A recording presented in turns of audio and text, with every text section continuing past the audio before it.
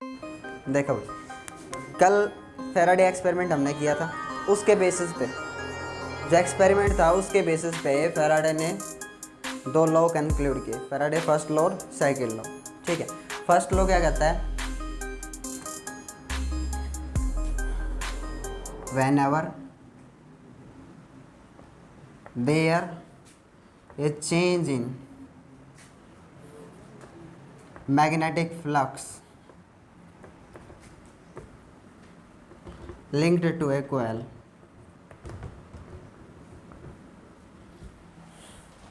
then an EMF is induced in the coil। ठीक है, ये फर्स्ट लॉ है इसका, फैराडे फर्स्ट लॉ।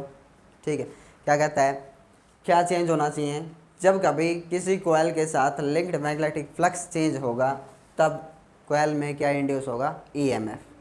समझ में ना, वोल्टेज या ईएमएफ आपको पता है, पहले ईएमएफ इंड्यूस होगा या वोल्टेज डेवलप होगा तभी तो करंट फ्लो करेगा। ईएमएफ इंड्यूस होते ही करंट फ्लो के लिए तैयार रहती है बैटरी। समझ में, आप यूँ नहीं कह सकते, देखो मान लो कि बैटरी है, battery means source of EMF, पता है ना, पोटेंशियल डिफरेंस होता है इसके दो टर्मिनल्स के बीच में, पॉजिटिव और नेगेटिव। मैं बोलूँ क्या ईएमएफ नहीं है इसमें, करंट अभी फ्लो नहीं हो रहा है, क्या ईएमएफ नहीं है, ईएमएफ है अभी भी। जो 6 वोल्ट मैं बोल रहा हूँ, ये 6 वोल्ट की बैटरी है, ये इसका ईएमएफ ही तो है, क्या ईएमएफ नहीं है, करंट नहीं है। जैसे आप सर्किट में कोई बल्ब फैन कुछ भी लगाओगे तो ईएमएफ पहले बन रहा है ना, ईएमएफ है इसका, तभी तो करंट फ्लो करेगा positive terminal to negative terminal. समझ में, तो ये बैटरी के केस में, ये क्या है, कोयल के केस में, जब कभी किसी कोयल के साथ लिंक्ड फ्लक्स चेंज होगा तब उसमें ईएमएफ इंड्यूस होगा। आ रहे समझ में। सेकंड लॉ क्या कहता है, सेकंड लॉ ये कहता है कि ये इंड्यूस ईएमएफ का मैग्नीट्यूड कितना होगा,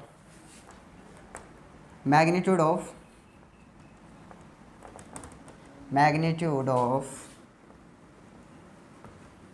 इंड्यूस ईएमएफ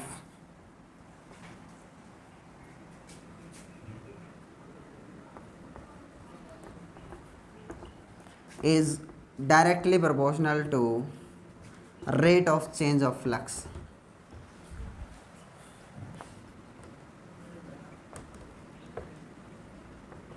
ये है भाई, जो ईएमएफ इंड्यूस होगा उसका मैग्नीट्यूड क्या होगा, कितना ज़्यादा कितना कम। तो induce EMF is directly proportional to rate of change of flux.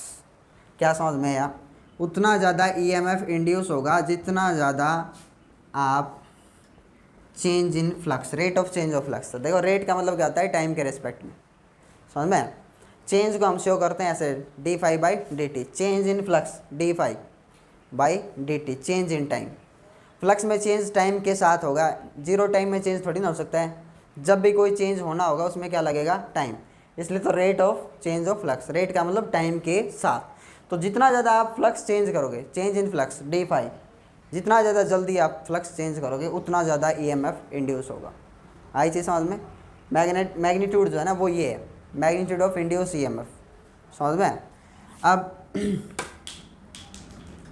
यहाँ पे इसको इक्वलिटी में चेंज करेंगे, कांस्टेंट लगाएंगे, कांस्टेंट की वैल्यू को हम 1 कर सकते हैं, कांस्टेंट हट गया, मान लो ईएमएफ इज इक्वल्स टू, अगर एक कोयल है, ध्यान से सुनिए, जो एक्सपेरिमेंट था ना आपका कल वाला, ऐसे टर्न्स लपेटी हुई थी, तो एक टर्न है तो सीधा सीधा उसके साथ फ्लक्स लिंक कितना होगा, d∅। अगर नंबर ऑफ टर्न्स n है तो n टाइम्स फ्लक्स क्या हो जाता है, इंक्रीज होता है कि नहीं। अरे फ्लक्स का फॉर्मूला क्या था कल, b × a। चीज़ आई कि नहीं समझ में। अगर एक कोयल है, एक सिंगल कोयल है तो उसका एरिया कितना है, a। अगर नंबर ऑफ टर्न्स आप बढ़ा देते हो तो आपने मतलब कोयल्स बढ़ा दी कि नहीं, n टाइम्स क्या हो जाएगा उसके साथ फ्लक्स लिंक होगा। जितना आप नंबर ऑफ टर्न्स इंक्रीज करोगे फ्लक्स लिंक कितना हो जाएगा, n टाइम्स NBA। तो जितनी ज़्यादा नंबर ऑफ टर्न्स आप लपेटोगे ना इसकी कोयल में, उतना ज़्यादा फ्लक्स उसके साथ लिंक होगा, चेंज होगा, और उतना ज़्यादा ईएमएफ या करंट इंड्यूस होगा। चीज़ आई ना समझ में। तो यहाँ पे n stands for number of turns, 1 2 3 4 5। आप जितनी मर्जी जितनी ज़्यादा लपेटोगे ना, थोड़ा सा फ्लक्स चेंज करने पर उतना ज़्यादा करंट बढ़ेगा। आया समझ में। हाँ, अब यहाँ पे नेगेटिव साइन होगा एक, minus D five by D T. Change in flux को ऐसे शो करूँगा। नेगेटिव साइन क्या शो करता है, ध्यान से सुन लो। नेगेटिव साइन फिजिक्स में सिर्फ और सिर्फ डायरेक्शन के लिए, समझ में। जो फ्लक्स का चेंज होगा ना कोयल के साथ, वो कोयल अपोज करती है, समझ में। अपने साथ चेंजिंग मैग्नेटिक फ्लक्स को क्या करती है, अपोज करती है। तो उसके लिए नेगेटिव साइन लगाए और उसकी डायरेक्शन हम निकालेंगे लेंस लॉ से। आगे पढ़ेंगे हम लेंस लॉ, तो लेंस लॉ बताएगा। तो ये नेगेटिव डायरेक्शन के लिए है सिर्फ, आगे समझ में। और मैंने बोला अगर एन टर्न्स हैं तो N D five by D T आ जाएगा। भाई एन टर्न्स हैं तो इसका मैग्नीट्यूड कितना हो जाएगा, एन टाइम्स इंक्रीज कर जाएगा, minus N D five by D T.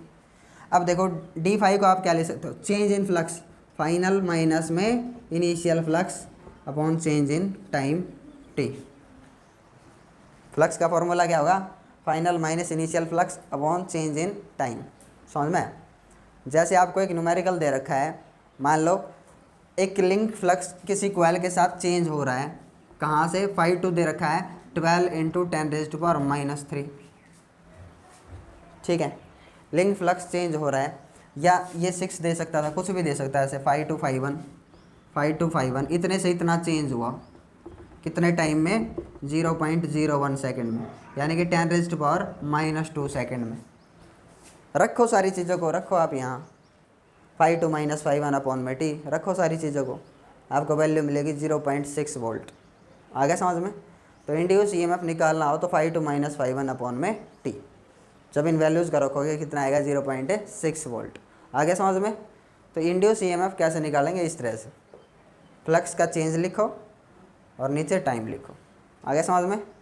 तो ये फैराडे लॉ ऑफ ईएमआई है, ठीक है। अब करते हैं लेंस लॉ। मैंने बोला था ना डायरेक्शन के लिए नेगेटिव साइन। अब करते हैं लेंस लॉ, क्या है, डायरेक्शन की इधर है, करंट की, ठीक है। देखो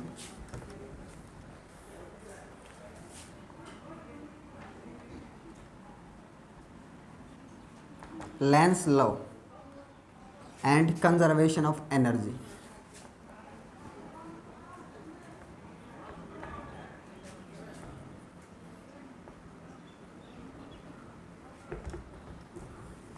बहुत ही आसान है समझने में, ध्यान से देखो। लेंस लॉ क्या बताता है, it tells about direction of induce current in the coil.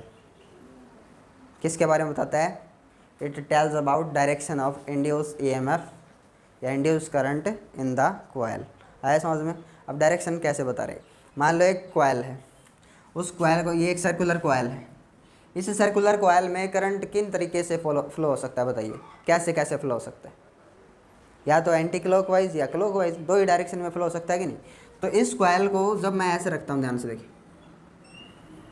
इस कॉइल को मैंने ऐसे रख दिया, ठीक है।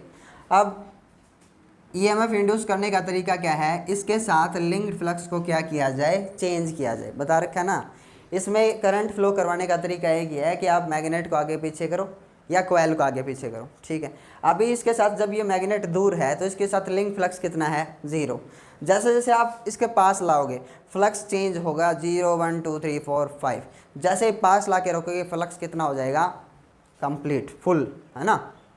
अब ये क्या चाहती है, ये इनर्शिया के ऊपर बेस्ड है बेटा, बहुत ही आसान, ध्यान से सुन लो। इनर्शिया जो है ना उसी के ऊपर बेस्ड है, जो करंट जो फ्लो होगा उसकी डायरेक्शन इनर्शिया के ऊपर बेस्ड है। इनर्शिया क्या है,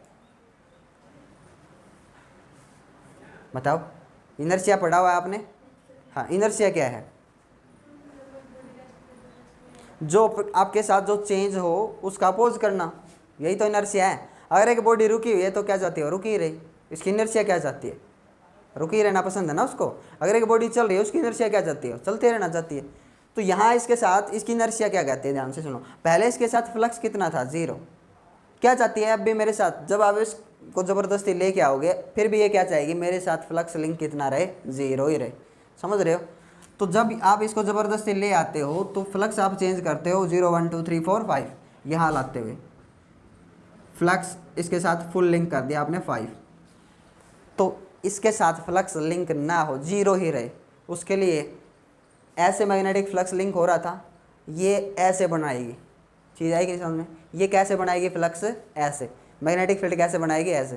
तो मैग्नेटिक फील्ड ऐसे बनाए, कितना, 5।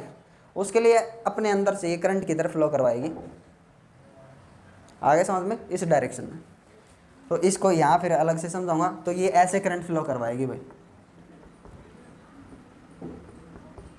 आ रहे समझ में, इसमें से ऐसे करंट फ्लो करवाएगी। क्योंकि आप देखो अगर करंट फ्लो ऐसे करेगा सर्कुलर कंडक्टर में, मैग्नेटिक फील्ड कैसा बनेगा, एक्सिस के अबाउट ऐसा, समझ में ना। क्योंकि ये चाहते हैं कि 5 जो लिंक हुआ है वो 0 रहे। तो 5 लिंक हो गया, तो 0 करने के लिए अपोजिट डायरेक्शन में क्या बनाएगी ये 5। चीज़ आई समझ में। अब जब आप इसको दूर कर रहे होगे, जब आप इसको दूर कर रहे होगे तो मैग्नेटिक फ्लक्स घट रहा होगा कि बढ़ रहा होगा, घट रहा होगा। उस टाइम पे फ्लक्स जो हो रहा होगा 5 4 3 2 1 0। उस टाइम पे क्या चाहते हैं, मेरे साथ लिंक फ्लक्स फुल ही रहे, मेरे साथ लिंक फ्लक्स 0 ना हो। तब अपने अंदर से करंट कैसे फ्लो करवाएगी, तब इसी डायरेक्शन में मैग्नेटिक फील्ड बनाएगी ताकि फ्लक्स लिंक उतना ही रहे। तब अपने अंदर से करंट फ्लो कैसे करवाएगी, ऐसे। ये क्लॉकवाइज था पहले, और अब क्या है, एंटी क्लॉकवाइज। मैग्नेटिक फील्ड उसी डायरेक्शन में सपोर्ट करेगी कि लिंक फ्लक्स 0 ना हो। चीज़ आई ना समझ में। अब यहाँ देख लो इसी चीज़ को,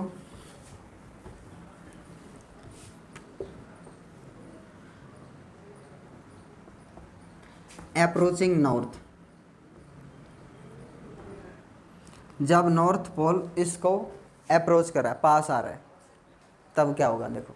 जब नॉर्थ पोल इसके पास आएगा फ्लक्स बढ़ेगा, 0 1 2 3 4 5। ये क्या चाहती है, फ्लक्स लिंक कितना रहे, 0। तो उस टाइम पे ये क्या है, किस तरह से करंट फ्लो करवाएगी, ऐसे। भाई ऐसे मैग्नेटिक फील्ड बनाए, आप एक नॉर्थ पोल को ऐसे लेके जा रहे हो, ये क्या चाहते हैं, इस तरह से बना हुआ मैग्नेटिक फील्ड उसके साथ लिंक ना हो, तो ये इस तरह से बनाएगी, समझ में। तो इस तरह से बनाने के लिए करंट कैसे फ्लो करवाएगी अपने अंदर से, एंटी क्लॉकवाइज। आया कि नहीं है समझ में। जब एंटी क्लॉकवाइज करंट बनाएगी तो कौन सा पोल बनेगा, करंट के डायरेक्शन में एरो को घुमाइए और टेल से टेल ज्वाइन कर दीजिए, कौन सा पोल बनेगा, north pole. Clock face rule समझाया मैंने आपको, 10th क्लास में भी आता है ये, अब याद कौन रखे। आया समझ में। जब आप नॉर्थ पोल को पास ला रहे होगे तो कौन सा पोल बनेगा, नॉर्थ। और जब आप दूर कर रहे होगे, लिविंग, जब आप नॉर्थ को दूर ले जा रहे होगे, नॉर्थ को इस डायरेक्शन में, तब ये चाहते हैं कि इसके साथ लिंक फ्लक्स उतना ही रहे, 5 है तो 5 ही रहे। तो ये अपने अंदर उसी डायरेक्शन में मैग्नेटिक फील्ड बनाना चाहती है। 5 भाई ये तो कम हो रहा है, दूर ले जा रहे, तो ये क्या चाहती है, उतना ही रहे। तो उतना ही रहे तो उसी डायरेक्शन में क्या बनाएगी, मैग्नेटिक फील्ड, पहले जिस डायरेक्शन में था। तो इसलिए ये करंट फ्लो करवाएगी अपने अंदर से in clockwise direction, clockwise direction. अब कौन सा पोल बनेगा, साउथ पोल। करंट के डायरेक्शन में एरो को घुमाइए, घुमाइए एरो को, टेल टू टेल ज्वाइन कर दीजिए, कौन सा पोल बनाएगी, साउथ पोल। आ रहा है समझ में। यही है डायरेक्शन ऑफ करंट और यही है लेंस लॉ, समझ में। This is Lenz law. जब आप दूर ले जा रहे होगे ना, दूर ले जा रहे होगे, दूर ले जा रहे होगे, तो ये क्या चाहते हैं, मेरे साथ लिंक फ्लक्स ना चेंज हो, बदले नहीं, जितना है उतना ही रहे। क्योंकि पास लाने पे इसके साथ लिंक हो गया था कि नहीं, जब दूर थी 0 था, पास लाते लाते 0 1 2 3 4 5। अब क्या चाहती है, मेरे साथ उतना ही रहे, फुल। जब आप दूर ले जा रहे हो तो क्या चाहती है, फुल ही रहे। दूर ले जाने पे तो घटेगा, लेकिन ये क्या चाहती है, फुल रहे। तो उसी डायरेक्शन में मैग्नेटिक फील्ड बनाएगी, उसी डायरेक्शन में ऐसे करंट फ्लो करवाना पड़ेगा, उसी डायरेक्शन में मैग्नेटिक फील्ड बनाने के लिए। तो ऐसे तो कौन सा पोल बनेगा, साउथ पोल। आगे समझ में। जब आप अप्रोच कर रहे हो, पास लेके आ रहे हो तो नॉर्थ पोल, और दूर लेके जा रहे हो तो साउथ पोल, समझ में आया।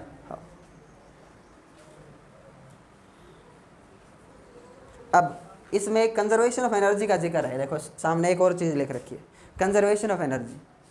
This law is based on conservation of energy. क्योंकि आप देखो जो करंट यहाँ बना, इलेक्ट्रिकल एनर्जी है, वो करंट क्या है, एनर्जी, समझ में। एनर्जी आई कहाँ से, इसके पास पहले तो नहीं थी, या मैग्नेट के पास भी नहीं थी, फ्लक्स तो था इसके साथ। भाई मैग्नेट के पास फ्लक्स था फुल, इसके साथ 0 फ्लक्स भी था जब दूर थी ये मैग्नेट। एनर्जी आई कहाँ से, आप कहोगे, आपसे पूछना चाहिए एनर्जी आई कहाँ से। कंजर्वेशन ऑफ एनर्जी का जिक्र है ना लेंस लॉ के साथ। तो this law is based on conservation of energy. क्योंकि इसको मूव करने में आपने क्या किया, work done, force into displacement. Work done में क्या लगी है, एनर्जी, और आपके द्वारा जो किया गया काम, आपके द्वारा खर्च की गई एनर्जी यहाँ पे किस में कन्वर्ट हुई है, इलेक्ट्रिकल एनर्जी में। चीज़ है समझ में। सो कंजर्वेशन ऑफ एनर्जी के ऊपर बेस्ड है ये। भाई जितना आप वर्क डन करोगे वो सारा का सारा वर्क डन किस में कन्वर्ट हो रहा है, in the form of energy. ऐसा ही तो करते हैं हम, जब कोयल को घुमाएंगे या आप इस मैग्नेट को घुमाओगे एनर्जी लगेगी।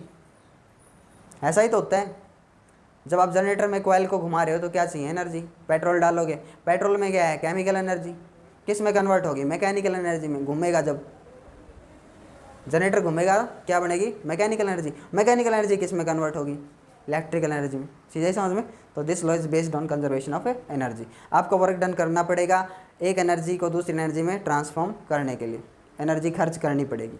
आपके द्वारा की गई जो खर्च की गई एनर्जी है वही यहाँ पे करंट की फॉर्म में दिखी है। चीज़ें समझ में।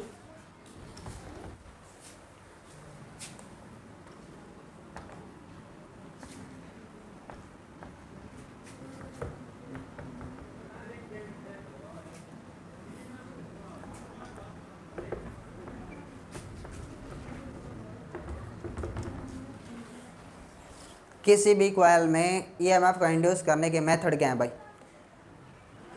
3 मेथड होंगे। क्यों होंगे, क्योंकि फ्लक्स का फॉर्मूला है। भाई आपको क्या करना है, फ्लक्स को तो चेंज करना है ना, चेंज करना है ना फ्लक्स को।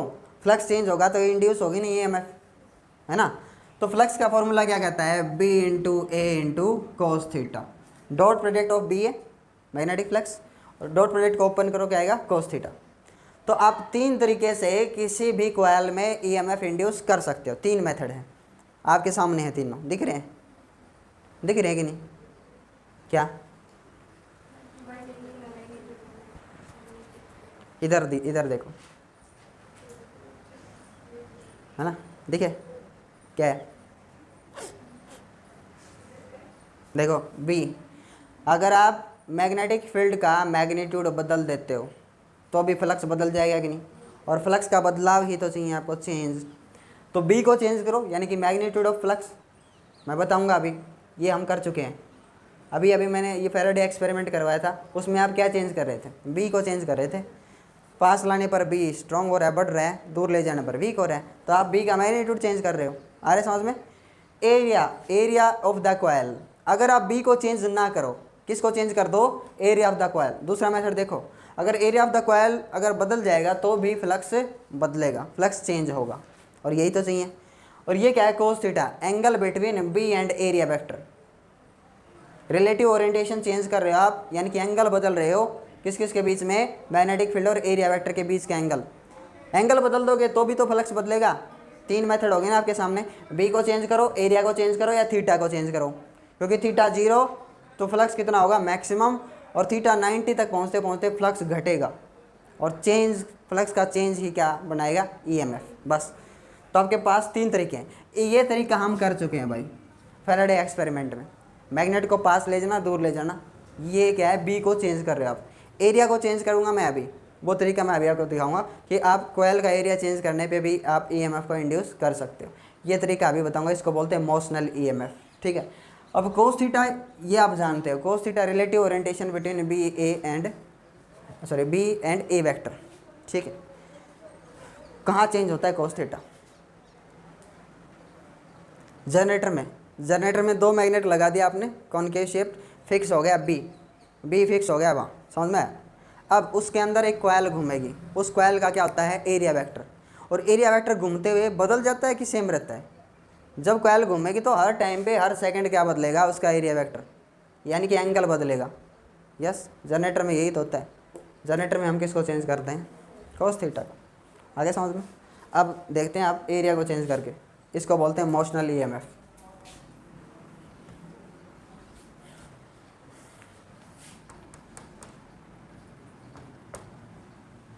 Motional EMF.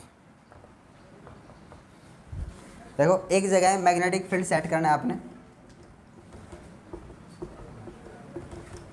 ये मैग्नेटिक फील्ड सेट किया, दिख रहा है ना, अंदर की तरफ जाते हैं मैग्नेटिक फील्ड सेट हो गया ऐसे। अब ये कंडक्टर है भाई, ये पी क्यू भाई एक कंडक्टर है। ठीक है। इस कंडक्टर की ये लेंथ है, आ रहे समझ में। ठीक है। क्या रिलेशनशिप समझ में है आपको, देखो ये बी और ये लेंथ ऑफ द कंडक्टर, दोनों के बीच कितना एंगल है, 90 डिग्री, समझ में आया। और अगर इसको आप मूव करना स्टार्ट कर देते हो विद वेलोसिटी v, इसको आप मूव करते हो विद वेलोसिटी v। जैसे आप मूव करोगे एक कंडक्टर को इन मैग्नेटिक फील्ड मूव करोगे तो क्या होगा, ये फ्लक्स को काटेगा, यानी कि मैग्नेटिक फील्ड को काटेगा, चेंज होगा इसके साथ। ठीक है, तो इसको इसका चेंजमेंट हमने किस तरीके से किया है, हमने क्या किया, हमने मैग्नेटिक फील्ड सेट किया, रेल्स यूँ समझिए ऐसा इसका फ्रेम बनाया हमने, और एक गैलोमीटर आप यहाँ लगाओ या यहाँ लगाओ, बाहर उधर किधर भी लगा सकते हो, इधर लगा दो गैलोमीटर। ठीक है, आ रहा है समझ में। इसका लेंथ L है इस कंडक्टर का, और यहाँ 2 टायर लगा रखे हैं ताकि ये इस ट्रैक के ऊपर मूव कर सके। आगे समझ में।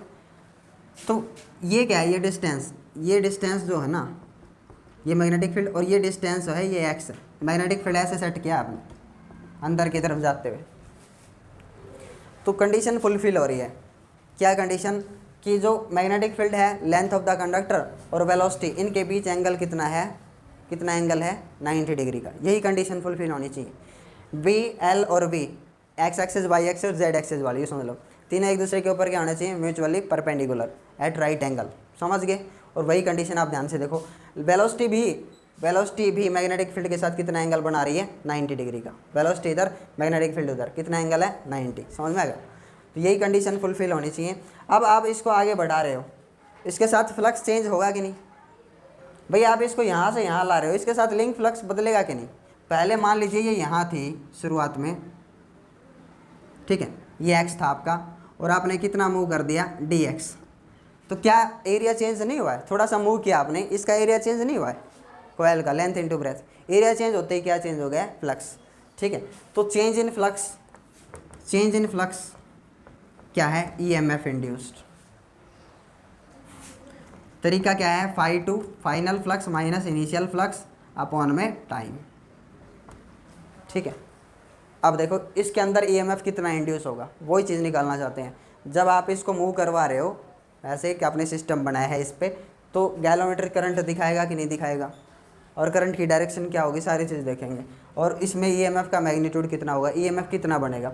तो इसका एरिया देखो, फ्लक्स का जो चेंज है ना, फ्लक्स का चेंज, पहले फ्लक्स कितना था इनिशियली, देखो पहले इनिशियली यानी कि φ1, फ्लक्स कितना था B इंटू ए को क्या लिखेंगे, लेंथ इंटू विड्थ। φ2 क्या हो गया, B into length into width. Width बदल गई, थोड़ी बढ़ गई है ना, x प्लस क्या हो गया dx, थोड़ी सी बढ़ गई। अभी आप इसको देखो अंदर मल्टीप्लाई करके BLX और BLX dx, भाई BLX हो गया एक, तो देखो φ2 को क्या लिखेंगे, BLX प्लस BL dx। जब आप चेंज करोगे φ2 माइनस φ1, तो इससे ये कैंसिल, क्योंकि ये प्लस का एक माइनस का, ये वाला प्लस का φ2 और ये φ1 क्या हो जाएगा माइनस का, तो इससे ये कट जाएगा, सिर्फ कितना बचेगा BL dx। तो चेंज ऑफ फ्लक्स कितना है, कितना लिखूँ मैं, BL dx अपॉन में t, वही dt, dx बाई dt किसका फॉर्मूला है, वेलोसिटी। तो EMF कितना होगा, BLB। Yes, this is the EMF induce in this conductor. इस कंडक्टर में EMF इंड्यूस होगा, जितनी इसकी लेंथ होगी, जितना स्ट्रॉन्ग मैग्नेटिक फील्ड होगा यहाँ, और जितना आप तेज़ वेलोसिटी दोगे। किन 3 चीज़ों के ऊपर EMF डिपेंड करेगा, B, L एंड V। आगे समझ में क्या, अरे नेगेटिव साइन डायरेक्शन के लिए है माइनस d∅/dt, वो माइनस सिर्फ डायरेक्शन के लिए। हाँ समझ में है ना। ठीक है, हम तो चेंज देख रहे हैं ना, फ्लक्स का चेंज कितना हुआ है, वो चीज़ हमने लिखी है। नेगेटिव साइन तो मैंने पहले बताया, लेंस लो से इसकी डायरेक्शन निकालते हैं। अब देखो अगर आप इस अरेंजमेंट को देखो, तो इसमें हम देखेंगे कि EMF इंड्यूस हो गया इस कंडक्टर में। अब इस कंडक्टर में EMF इंड्यूस जो हुआ है उसकी डायरेक्शन किधर होगी, क्योंकि जिस डायरेक्शन में EMF बना उसी डायरेक्शन में करंट फ्लो करेगा। तो EMF जो इंड्यूस हुआ है, इंड्यूस EMF की डायरेक्शन किससे निकालेंगे, डायरेक्शन बताइए।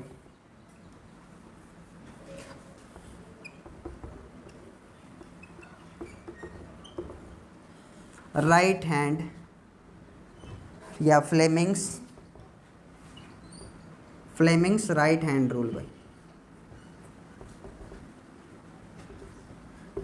फ्लेमिंग्स राइट हैंड रूल, इससे निकालेंगे भाई, समझ में। देखो राइट हैंड रूल वही चीज़ है, लेफ्ट हैंड था वही वैसे ही राइट हैंड है। ये मैग्नेटिक फील्ड की डायरेक्शन में रखना है, ये किस डायरेक्शन में रखना है, करंट बनेगा उस डायरेक्शन में, ये फोर्स की डायरेक्शन में, इसके ऊपर फोर्स किधर लगा, कंडक्टर के ऊपर। अभी देखो मैग्नेटिक फील्ड सेट किया मैंने, इस डायरेक्शन में था, किस डायरेक्शन में फोर्स लगा हुआ है इसके, किधर लगा फोर्स भाई, जिस वेलोसिटी से चल रहा है, जिधर चल रहा है उधर ही तो लगा फोर्स। तो करंट ईएमएफ की डायरेक्शन किधर दिख रही है आपको, क्यू, ये पॉइंट क्यू है ये वाला, और ये है पी, किधर बनी डायरेक्शन क्यू टू पी, नहीं आएगा समझ में, किधर बनी डायरेक्शन क्यू टू पी, और करंट ऐसे फ्लो करेगा अगर उधर सर्किट कंप्लीट कर रखा है तो, समझ में ना, आया नहीं समझ में, क्यों नहीं आया। करंट की डायरेक्शन क्या होगी, मैग्नेटिक फील्ड की है, मैग्नेटिक फील्ड की डायरेक्शन में सेट किया, कंडक्टर को किधर मूव कर रहे थे आप, उधर, वेलोसिटी किधर है, उधर ही है ना, तो फोर्स किधर लगा, उधर ही लगा। अब ये उंगली क्या बता रही है, नीचे से ऊपर की तरफ, तो क्यू टू पी ये डायरेक्शन है करंट फ्लो की, इंड्यूस ईएमएफ की, आगे समझ में। तो अब पूछा जाता है कई बार यहाँ पे क्वेश्चन राइज होता है कि इसके दो टर्मिनल हैं, जैसे बैटरी के दो टर्मिनल होते हैं, तो इसके पॉजिटिव और नेगेटिव टर्मिनल बताइए, पी होगा या क्यू होगा, बताइए।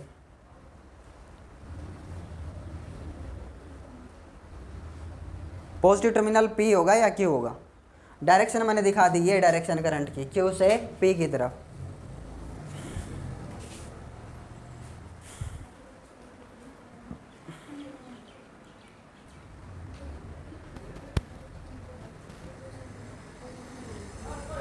जब आप एक बैटरी में करंट फ्लो करवाते हो बैटरी के द्वारा, तो डायरेक्शन किधर होती है भाई, किधर होती है, अच्छे आदमी है भाई।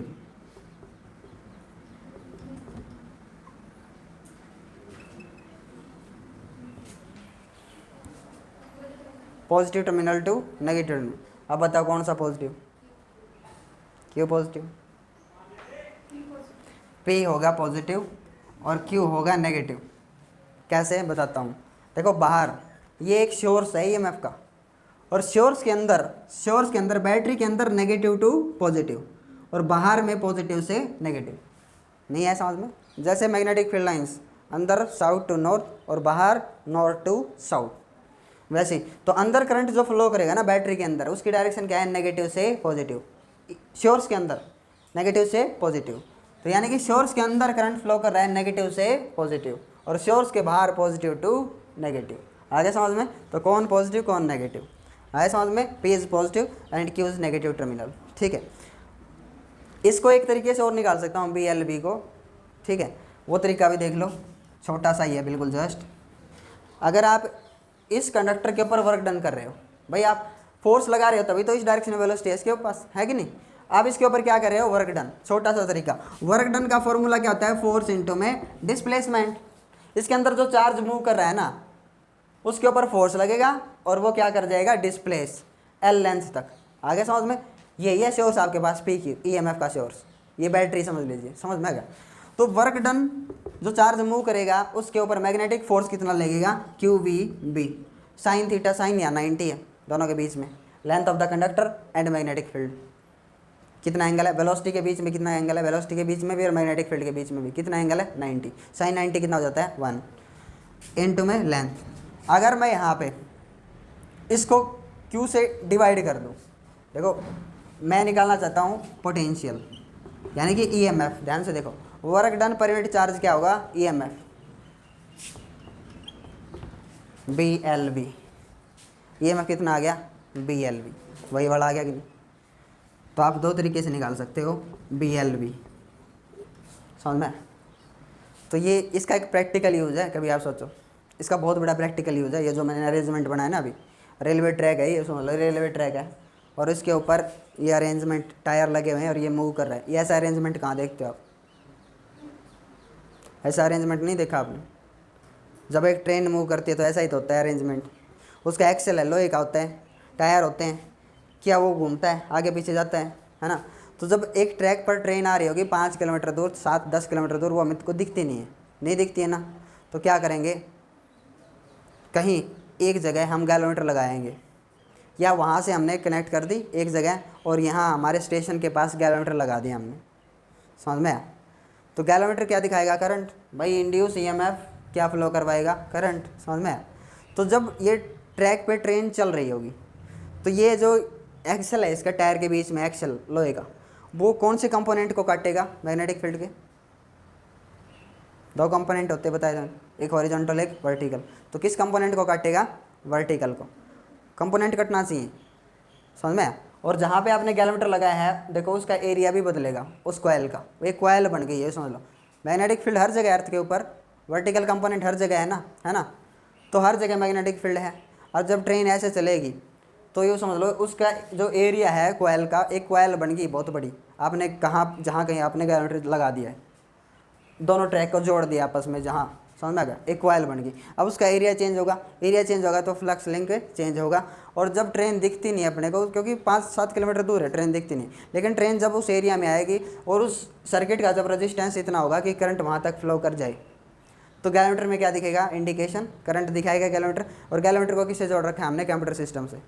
ये बता देगा, सिग्नल दे देगा अपने को कि इस ट्रैक पे ट्रेन आ रही है, समझ में। तो एक ट्रेन जब इधर से आ रही हो तो पता लगाते हैं ऐसे कि उधर से कोई ट्रेन आ रही है कि नहीं। अगर उधर से कोई ट्रेन आ रही होगी तो इसको रेड सिग्नल दे के रोक देंगे, समझ में। तो ये सिग्नल है, जो सिग्नल ये यूज़ होता है, इसका बहुत बड़ा एप्लीकेशन, समझिए आप, छोटी मोटी चीज़ नहीं है, समझ में। और जब आप देखो एक एरोप्लेन चलता है, एरोप्लेन उड़ता है, तो उसके विंग्स के अक्रॉस ईएमएफ डेवलप होती है, पता है आपको इस चीज़ का? क्यों? क्योंकि आप एक एरोप्लेन उड़ा के देखो, कौन से कंपोनेंट को काटेगा वो, वर्टिकल को काटेगा, समझ में ना। आप यूँ समझ लीजिए, आप काटोगे कैसे, आप सब्जी को कैसे काटते हो, मान लो आपके पास सब्जी है ना, आप इसको काटो कैसे, ऐसे नहीं कट सकता, ये ऐसे नहीं कटती, ऐसे नहीं कटती, या ऐसे दूर दूर नहीं, ऐसे कटेगी, ऐसे 90 डिग्री पे, समझ में आ गया, 90 डिग्री पे कटेगी ये, ठीक है। तो 90 डिग्री पे ही कटेगा जो कंपोनेंट होगा वो, समझ में आया। तो एरोप्लेन उड़ते हुए उसकी विंग्स के अक्रॉस क्या डेवलप होता है, ईएमएफ, पोटेंशियल डिफरेंस, क्योंकि वो वर्टिकल कंपोनेंट को काटती है। सर्किट कंप्लीट हो जाए ना तो करंट फ्लो भी कर जाएगा, समझ में। मान लो एक इसमें क्वेश्चन कैसे पूछे जाते हैं, कैसे कैसे क्वेश्चन पुट किए जाते हैं। मान लो एक दो खंभे लगे हुए हैं एक जगह, दो पोल्स हैं, इलेक्ट्रिक पोल्स, और उनसे एक वायर टूट के गिर गई, ठीक है, वायर टूट के गिर गई। मान लो ऐसे ये दो पोल्स खड़े हैं यहाँ और इनकी एक वायर जुड़ी गई और वायर टूट के गिर गई। तो वायर टूट के गिरी तो किस कंपोनेंट को काटेगी, ये north south direction, horizontal component किसको काटेगी, हॉरिजॉन्टल कंपोनेंट को। मैंने बोला ना सब्जी ऐसे कटेगी 90 डिग्री पे। अब ये वर्टिकल को नहीं काटेगी, कभी सोचो, अब ये वर्टिकल को काटेगी वायर गिरते हुए, किसको काटेगी, हॉरिजॉन्टल को। हॉरिजॉन्टल को काटेगी तो इस वायर के अक्रॉस ईएमएफ डेवलप होगा, कितना होगा, जितनी उसकी लेंथ होगी, जितने उसके पास वेलोसिटी होगी और जितनी मैग्नेटिक फील्ड की स्ट्रेंथ होगी हॉरिजॉन्टल कंपोनेंट की, आगे समझ में, उतना ईएमएफ बनेगा। अब पूछा जाता है उसके अक्रॉस ईएमएफ बनेगा, उसकी डायरेक्शन क्या होगी। भाई करंट फ्लो उसमें ईस्ट टू वेस्ट होगा या वेस्ट टू ईस्ट, बताइए जल्दी बताइए, इतना टाइम नहीं। जब आप एक वायर ऐसे गिरा रहे हो, ये नॉर्थ साउथ हॉरिजॉन्टल कंपोनेंट, ठीक है, एक वायर ऐसे गिर रही है टूट करके, तो बताइए उसमें ईएमएफ बनेगा वेस्ट टू ईस्ट या east to west, direction of induce current. अरे सिंपल सा है, क्या देख रहे हो ऐसे, देखो मैग्नेटिक फील्ड सेट करो, मैग्नेटिक फील्ड है ना ऐसे, किधर गिर रही है, नीचे, नीचे गिर रही है कि नहीं, करंट की डायरेक्शन किधर दिखी, वेस्ट टू ईस्ट, बस आया समझ में। तो ये है मोशनल ईएमएफ, क्या नाम है इसका, मोशनल ईएमएफ, ठीक है। बाकी कल करते हैं।